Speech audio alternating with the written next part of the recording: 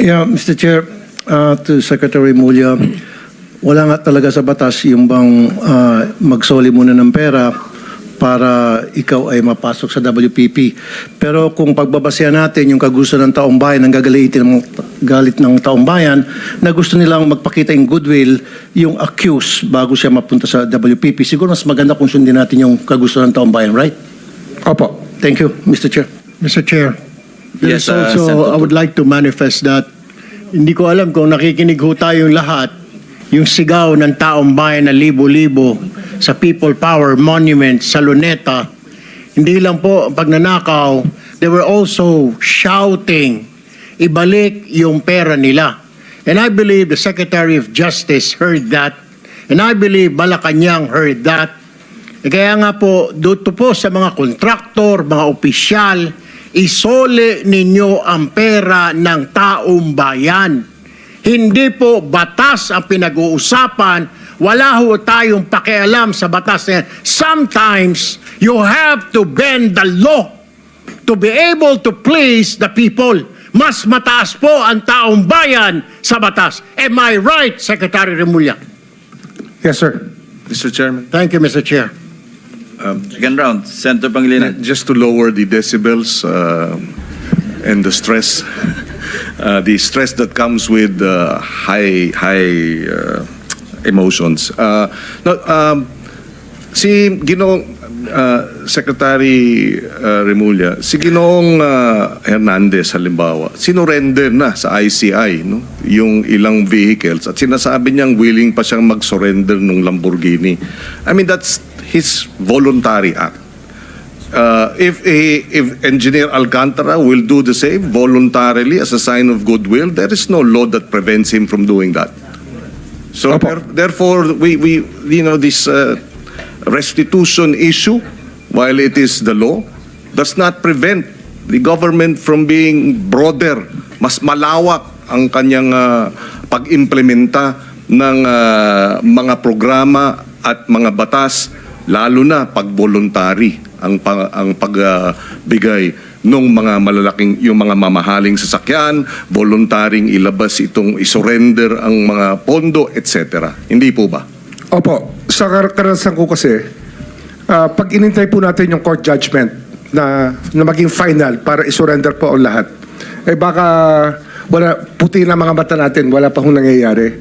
Kaya habang maaga po, we try to get as much para ho maibalik na po sa taong bayan yung dapat hong ibalik. In fact, yung pagbabalik is a sign of cooperation, which the courts will eventually consider when it sentences or if it provides the exemption and the immunity. Hindi po ba? Opo. So that should guide itong ating mga testigong nais mag-apply sa Witness Protection Program. Kapag kayo ay nagko-cooperate, ito ay magiging senyales sa ating korte na maaring ma-grant ang exclusion and exemption and immunity. At the same time, kung may sentensya, pati iyon, mapapababa pa among others. For the record, Mr. President. Tama po. Thank you. Yes, Senator JV. Just last point before the Secretary brings Engineer Alcantara. Anyway, nagkatama yung haka-haka natin that Engineer Alcantara might just be the missing link to the higher officials that the people have been longing for. No? Nabanggit niya si Yusek Bernardo, Saldico, and some other legislators. So, I'm hoping that, Mr. Chair, that he will be back so that we can pursue further.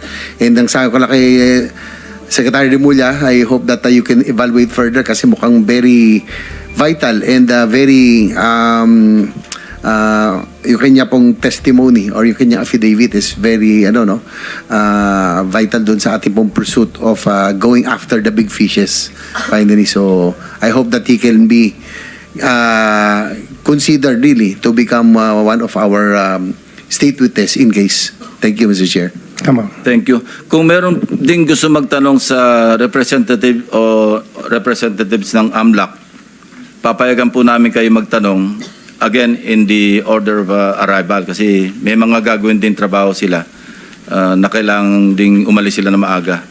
So kung wala naman, papayagan na rin natin silang ma-excuse. Anyway, mag-iiwan naman sila ng representante rito. Anybody from the members of panel? Sino? Si Alcantara babalik. No, I mean the AMLAC Executive Director, Attorney David. Kung wala po, then you may be excused along with the Secretary of the DOJ. Thank you very much, Secretary Remulla. Thank you, Mr. Chairman. Thank you, Mr. Chair. You'll be back at 1 o'clock? 1:30. 1:30 to 2, sir. Hopefully we can finish up as early as possible. Thank you. Thank you very much. Thank you, sir. 1 minute suspension.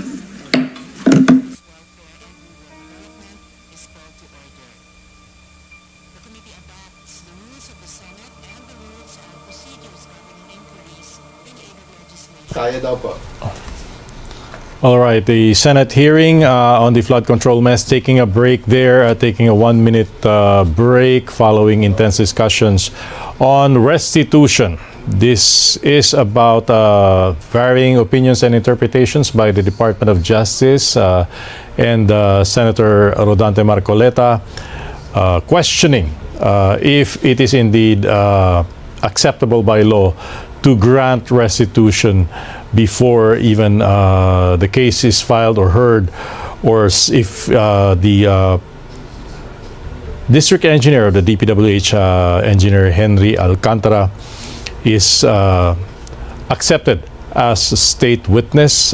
Senator Marcoleta there insisting this should not be a prerequisite, while Justice Secretary Jesus Crispin Remulla says if it holds the key to catching the big fish, bigger officials responsible for the flood control mess, then he would allow that some form of restitution be made. They're also expecting a lot of revelations there from Engineer Henry Alcantara, particularly on those officials, possibly senators or congressmen involved in the flood control mess. The hearing resumes. Let's listen in.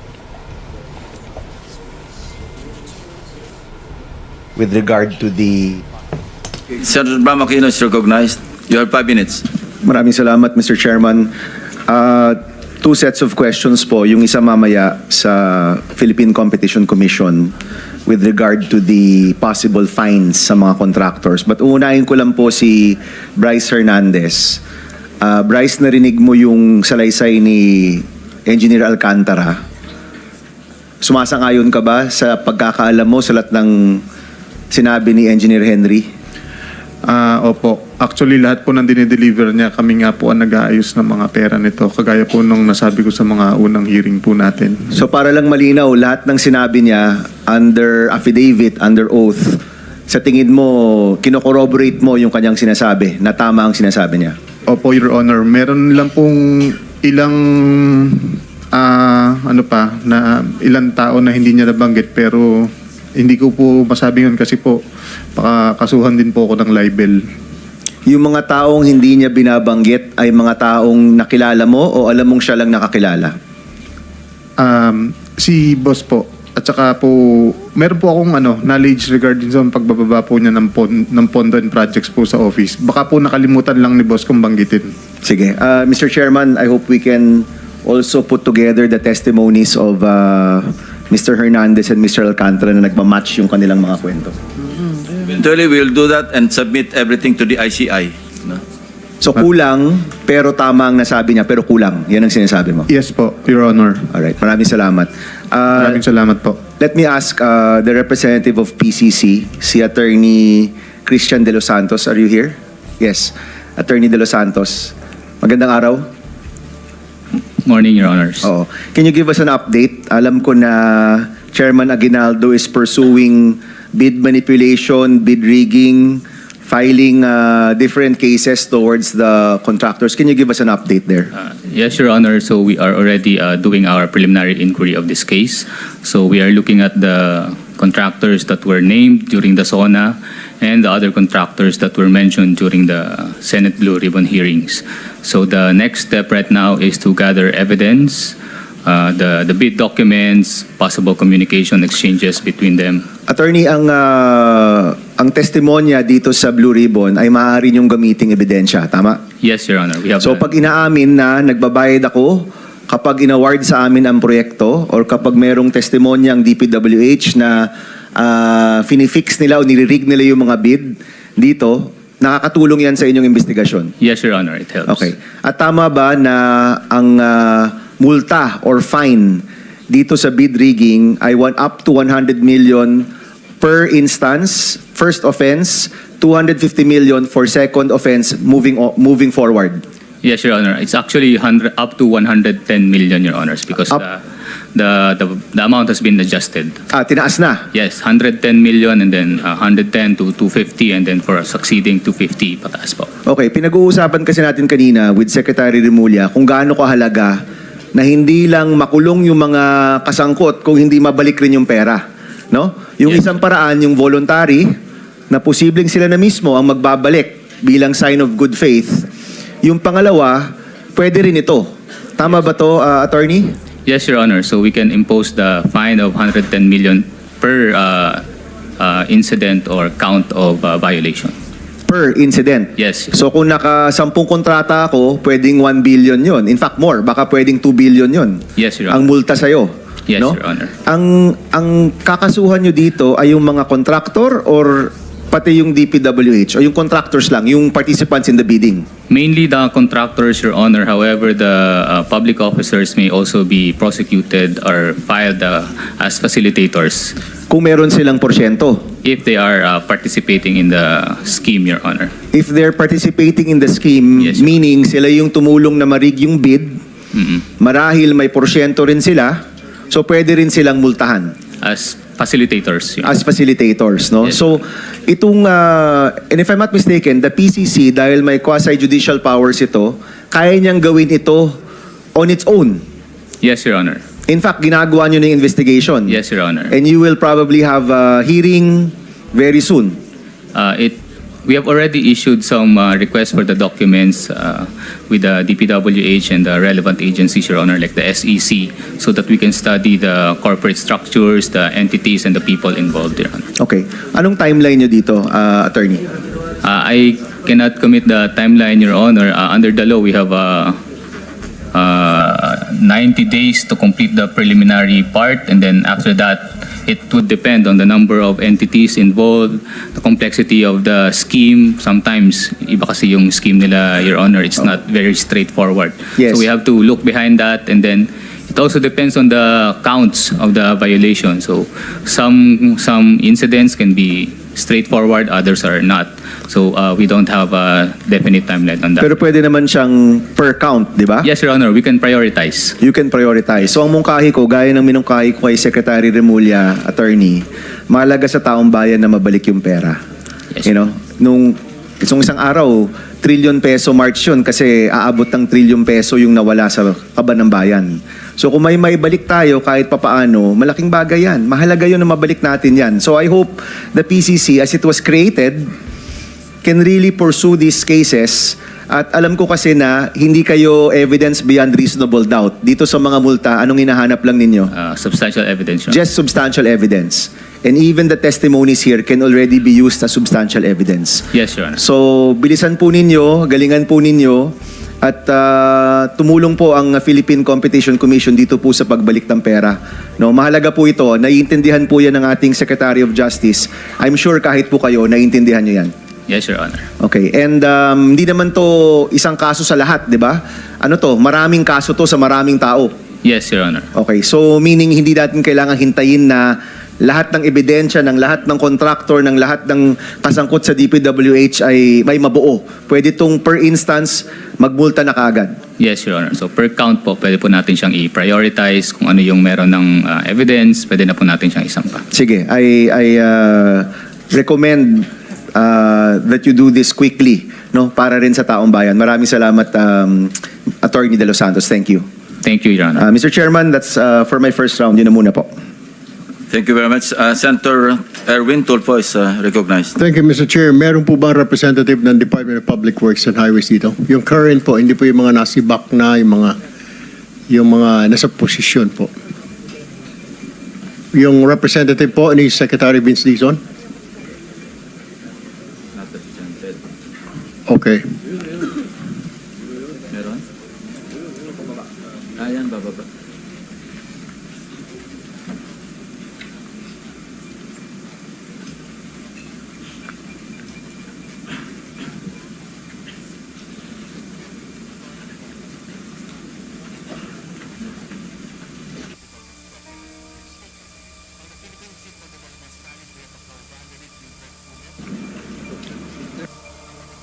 Sir, have you taken your oath?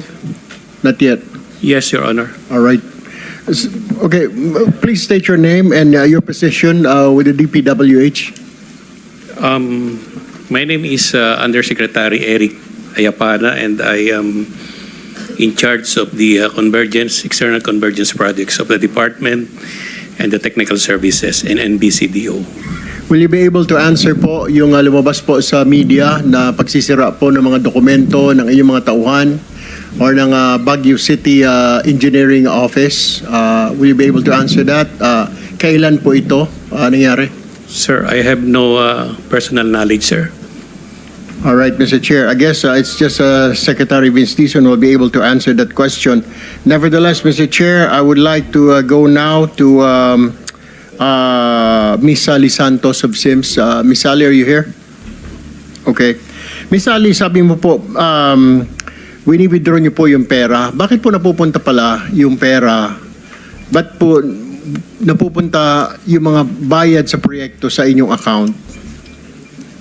Sa bangko? Kasi po yung mga project na sila Bryce po yung gumawa, sabi po, tinatransfer po doon sa account ko yung mga pera na yon, tapos dinideliver ko po sa kanila. Magkano po yung pinakamalaki na wini-withdraw ninyo sa bangko? 457 million po yun. 457. Hindi po ninyo kailangan ng armor truck noon kung ganun kalaki na masyado. Kailangan na po ba ng armor truck? Hindi naman po kasi minsan po kasi dalawang hati po, tapos sinasakay ko lang po sa sakyan po. Saan po nilalagay po yun? Sa sako? Sa duffel bag? Sa Hindi po, bag? sa mga kahon po, sir. Kahon. Galing po sa bangko, binibigay sa inyo nakakahon na.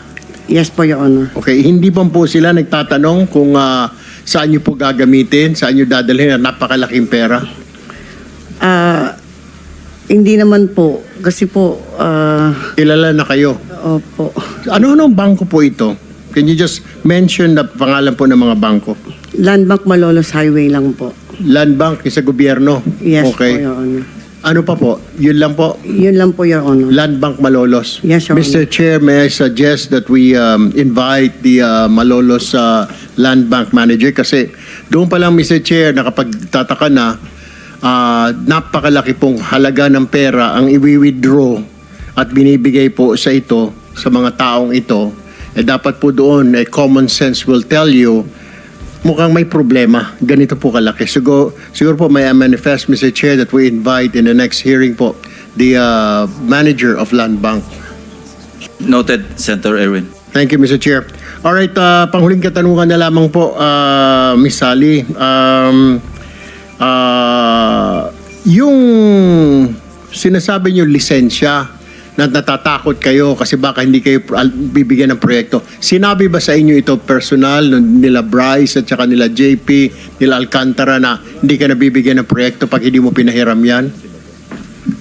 Yes, Your Honor. Sino raw ang nasa likod nito? Meron ba silang ginamit po na politiko? Wala naman po. Wala naman po. Alright.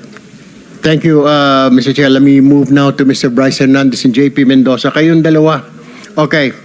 At any point ba nakita nyo pumasyal sa inyong opisina kasi sabi ni Mr. Alcantara kanina na na-meet niya na si Saldico. Naririnig niyo na ba ang pangalan Saldico o nakapasyal na po ba siya sa inyong opisina sa Bulacan? Hindi pa po, Your Honor. Ikaw, Mr. Bryce, Hindi po sa opisina, Your Honor. na-meet mo na si Ginoong Saldico, si Congressman Saldico. Saan mo na-meet? Nakita ko po. Nakita ko po siya. Saan mo nakita? Doon po sa may sa Shangri-La. Bakit mo siya nakita? Magkakausap po siya ni boss. So kasama ka ni Engineer Alcantara nung kausap ni Congressman Saldico si Engineer Alcantara. Opo, pero naka-distance po ako. Hindi po yung kausap po. Hindi po kayo kausap. Opo. Usap lang po yun. Wala po kayong diniliver na pera or what? Nag-deliver din po kami ng pera pero hindi po directly kay sa kanya. Bali yun nga pong, Sinong kanya po? Sinong kanya? hindi po namin directly nakita si Kong Saldi. Okay. Ang pinakausap po sa amin yung tao niya pong pangalan ni Paul. Paul. Okay. So a certain Paul na tao ni Kong Saldi Opo, Your Honor. ang inabutan nyo ng pera. Opo. Sa pagkakaalala, alam mo magkanong pera yung inabot mo doon sa tao ni Kong Saldi na si Paul? Maraming maleta po ng pera yon, Your Honor. Tingin ko po, billion po yun. Bilyon? Opo. Saan nyo sinakay yung bilyon? Sa mga van po, kung di po ako nagkamali, mga 6 o 7 van po yung gamit namin nun. 7 ban. Pagdadala. Bakit? Ilang maleta ba yung ilang bilyon na yon? Ang laman po ng isang maleta nasa 50 million po. So ilang maleta lahat-lahat yun? Estimate mo, pagkatanda mo. Mahigit po sa 20 maleta, Your Honor. At 50 million. Opo, Your Honor. So mga 1 billion po yun. Tama po ba? Opo, Your Honor. Saan po diniliver ito? Yun nga po sa meron nung una po, doon po sa basement po ng Shangri-La. Shangri-La Hotel? Opo. Saan Shangri-La po? Dalawa po. Sa, Tatlo po Shangri-La ito. sa BGC po. Sa BGC, sa basement. Opo. So, paano? May kotse ba tumapat sa van ninyo? May mga van to van? Wala po sir, kumbaga diretso po siya sa elevator, paakyat po doon sa penthouse. Kinarga po ninyo sa penthouse? Doon sa Kaninong- pinakataas po, actually yung isang kasama po namin na si Engineer Paul, nakarating po siya mismo doon sa loob nung Penthouse? doon sa taas. So, yung 20 maleta na yon ay sa penthouse ninyo i-deliver sa Shangri-La? Yes po, Your Honor. Alright. Bukod Now- po sa Shangri-La, nagdadala rin po kami sa Valle Verde. Valle Verde din po, bahay din po ito ni Congressman Saldico. Kagaya nga po nung sinasabi ni Boss Henry kanina, nung unang po, hindi po ako nagkakamali, unang 2 taon sa Shangri-La po. Nung mga sumunod na taon, puro sa Valle Verde, 6 na po. Moving forward, doon po sa mga tatlong senador na nabanggit, Senator Jinggoy, Senator Villanueva, Senator Bong Revilla, na-meet nyo na po ba at any one time or any point na pumasyal po ito mga ito sa inyong tanggapan? Ako po hindi po. Parang hindi po sila napunta sa office. Hindi nyo rin po nakita ito mga ito or nakita nyo, nakausap nila si Engineer Alcantara? Si kay San Joel po, nakikita ko po nagkakausap sila, nagkakasama po sila. Nagkakasama sila? Opo. What about Senator Jinggoy? Kasi po, lagi po kami magkasama, di ba, sa halos umaga hanggang gabi po. Through phone po, actually pagka meron po yung instruction sa kanya ng merong utos sa akin si boss, galing, for example na po, utos po ni Boss Robert na may po program na gantong amount dahil sa ganitong kay senador na ganito. Yun po. Sino senator na ganito? Walang senator na ganito? Pasensya na po. Kay Senator, Senator Jinggoy po. Alright. Tapos may sinasabi din siya, pati si Senator Bong Revilla na damay din. Ganon din ba ang sistema? Sinasabi na ikarga doon sa inyong listahan? Ang instruction po niya, ganito yung obligasyon para kay Senator Jinggoy. So alam nyo na kung paano aatakihin ang programa ng project natin. So lahat po ng ito dahil 25-30% narinig po natin kay Engineer Alcantara. So pwersado po na maging substandard ang proyekto or maging ghost na lang? Nakakasigurado po ako na lahat po ng proyekto sa Bulacan First substandard po. Lahat ng proyekto, particular na ang flood control, tama po ba? Lahat po. Opo, Your Honor. Substandard. Tapos na po ba ito? Hindi pa? Hindi ko po alam sa ngayon, Your Honor. Wala po akong way para ma-monitor po siya. All right, thank you very much. Mr. Chairman. Ay, sorry. Go ahead. Yes, Just follow up. With the indulgence of Senator Tulfo. Sure, go ahead. Bryce, sinasabi mo lahat ng proyekto ninyo substandard? Opo, Your Honor, kasi lahat po ito may obligasyon na kailangan itago. Lahat, as in hindi lang flood control. Opo, Your Honor. Hindi po nami-meet ko ano po yung eksaktong nasa plano, Your Honor. So may plano ang DPWH, merong budget yan, pero dahil yung budget pinaghati-hatian ninyo, sa dulo, walang project na maayos na dumaan sa inyo. Wala po. Yan ang testimony mo ngayon. Opo, Your Honor. Sa opisina po namin, Your Honor. At yung hawak mo ulit ay anong mga proyekto, Bryce? Yung hawak nyo ni Alcantara? Meron pong mga flood control structures, meron pong mga building, meron pong mga kalsada. Pati Your classroom, Honor. kasama dyan, no? Kasama po, Your Honor. So lahat yan substandard. Opo, hindi po tumatama sa plano na nakadesign talaga para dito. Meron ba kayong proyekto na walang porsyentuhan? Na maayos, na matino? Meron ba? Wala po, Your Honor. Wala. This is Bulacan o buong Region 3? Hindi ko po masabi yung sa ibang lugar, Your Honor. Ang sinasabi ko po yung sa nasasakupan po namin, wala po talaga, Your Honor. Is it okay, Senator Tulfo? We're suspending the rules on the 5 minutes because kakaunti lang naman tayo rito. So please proceed. Secretary With the Bunoan, provision, of course. meron ho Go ba ahead, kayong go ahead. komento dito, Secretary Bunoan? Ito, anong years ito, Bryce? Anong years itong pinag-uusapan natin? Anong mga proyekto? Mula po nung dumating si Boss Henry, Which is 2019 po. 2019 to 2025. Up to present po. 6 na taon, walang maayos na proyekto dyan. Wala pong tumama kung ano po yung nakaspecify sa plano. Hindi po na-meet lahat yun. At lahat yan may porsyentuhan. Lahat po, Your Honor. Former Secretary Bunoan, may masasabi ka ba? Excuse me, Senator Bam. Follow up lang, ano? Hindi afterthought ito, ah. Alam mo ito habang nangyayari at the time. Opo, may instruction po lahat to. Aware kayo na talagang substandard. Opo, Your Honor. Hindi ngayon lang, ah. Hindi po ngayon lang, Your Thank Honor. you, Senator Bam. Secretary Bunoan, ano masasabi mo dyan? I don't know what to say, Your Honor. This is the first time that I have heard about all these shenanigans that they're doing actually in this district engineering office. They're supposed to monitor. They have to submit monitoring. In my watch, they're supposed to submit monitoring reports every phase of the work, every phase of the project, Your Honor. Sino pong in charge ng monitoring po sa DPWH? Kayo ba? Dito po sa Bulacan. The regional office will be the one to monitor, but they will submit. They will be submitting actually Magpangalan kayo, Secretary, kasi ito first time ko ito narinig. We're investigating flood control. Ngayon inaamin lahat ng proyekto, pati classroom, pati hospital, pati tulay, pati kalsada, lahat substandard. No, that's what you're saying, Bryce, no? Yes po, Your Honor. Maisama ko lang po, yung mga street lights po namin, overpriced po lahat yun.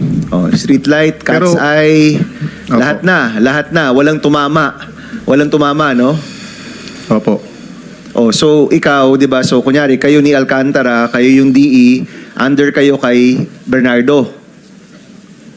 Nung mga panahon po din, opo, Your Honor. Okay, and then si Yusek Bernardo, Secretary Bunoan, siya ba yung in charge ng monitoring niyan? O hindi rin, iba pa? Iba pa, Your Honor. Sino po? Sa central office, I think it's with Bureau of Construction, Your Honor. Bureau of Construction. Under a director? Under Under the director, Your Honor. pangalanan po For now, I natin. think the director is Yung noon po, 2019 to 2025, pinag-uusapan po natin. during my watch, Your Honor, the Okay. director for Bureau of Construction is Engineer Alan Borromeo, Your Honor. Alan Borromeo. Sige, magandang makausap rin po natin siya, Mr. Chairman. Hindi ko po maintindihan, actually, Secretary, nung una nating hearing, tinanong ko sa'yo, ilan kaya yung kasangkot dito? Para po mangyari yan, ilan po ba talaga yung kasangkot dito? Kung ganyan ka-widespread po yung korupsyon na hindi lang to nakalimita sa ilang proyekto, lahat ng proyekto sa kanilang probinsya, you handle the province ba, Bryce? Bulacan lang bang hinahandle ninyo? Opo, tatlong district, In Bulacan? tatlong congressional district po sa Bulacan. Sa Bulacan? Opo. Yes, Secretary. Mr. Chair, may I just finish